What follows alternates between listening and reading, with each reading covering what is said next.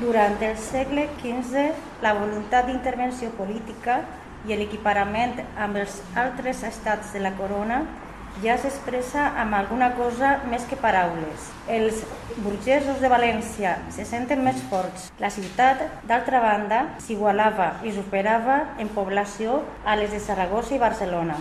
El patriotisme local havia donat els seus fruits i aleshores veien els jurats de València reclamar clarament llur part, com a tots els valencians, en l'alta burocràcia de la monarquia.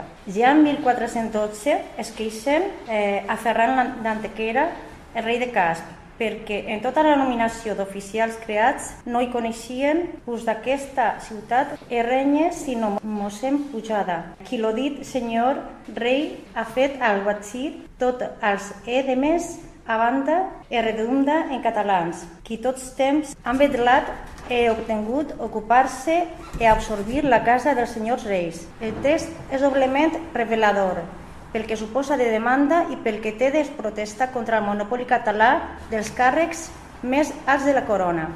En 1419 els jurats s'adrecen a Alfons el Magnànim amb un programa d'organització de la Esciària Real en la qual la igualtat dels tres estats quedaria consagrada i regulada. Volen que hom nomeni 3 vicecancellers, 3 majordomens, 3 camarcelencs, 3 alcatzirs i així dels altres en els quals sia compatible haver pluralitat i que en cascun d'aquests n'hi hagués un d'Aragó, un d'aquest renyer i altre de Catalunya. En 1427 la ciutat de València aconsegueix que alternin els valencians amb els aragonesos i els del Principat en el rectorat de la Universitat de Lleida. I un jurista valencià del 400, Pere de Llua, sol·licitarà que el País Valencià tingui lloc preferent al Principat en les reunions de les Corts Generals de la monarquia, tot alegant que el regne de València és regne, mentre que el Principat només és Principat. Tanmateix, ni el patriotisme local ni la compareixença dels prebendes cortesans no van alterar el sentiment d'unitat catalana al País Valencià. Les coses canviarien en la darreria del segle XV.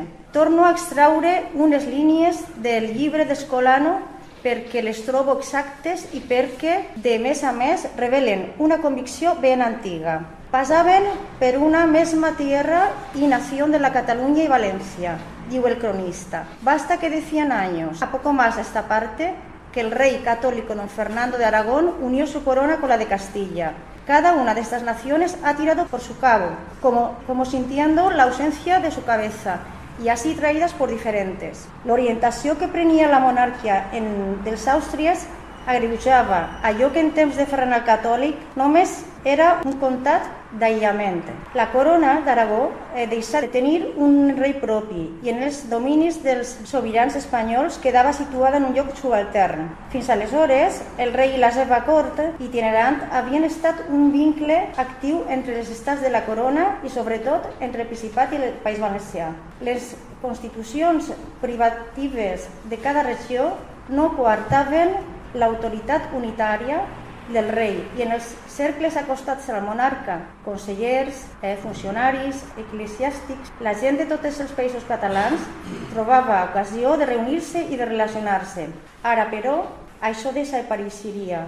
El rei estava lluny i la seva cort es constituïa amb personatges castellans. Els estats de la corona d'Aragó es veieren assignats uns vicereis amb àmplies prerrogatives i el govern interior de cada una d'ells es feia hermètic i insolidari. Era la dispersió, l'ausència de su cabeza. Tenia aquestes llargues conseqüències.